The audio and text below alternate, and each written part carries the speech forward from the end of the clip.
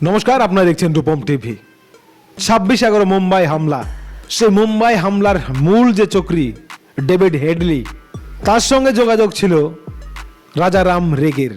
সেই রাজারাম রেগে অভিষেক ব্যানার্জি, পশ্চিমবাংলার তৃণমূলের সাধারণ সম্পাদক সর্বভারতীয়, তার বাড়ির আশপাশ দিয়ে, তার অফিস দিয়ে ঘুরছেন, রেকি করছেন।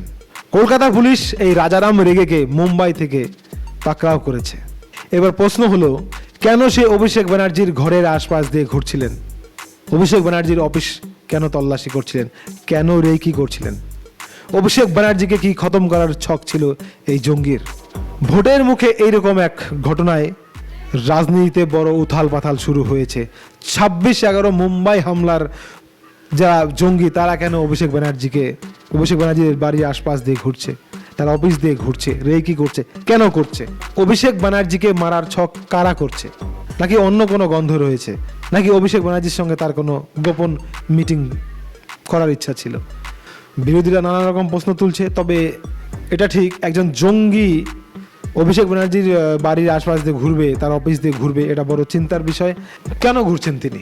তবে পুলিশ পুছতাছ করছে, সঠিক তথ্য বেরিয়ে আসবে। তবে জঙ্গি কেন অভিষেকের বাড়ির আশপাশ দিয়ে ঘুরছে, এটা কিন্তু ছোট বিষয় নয়।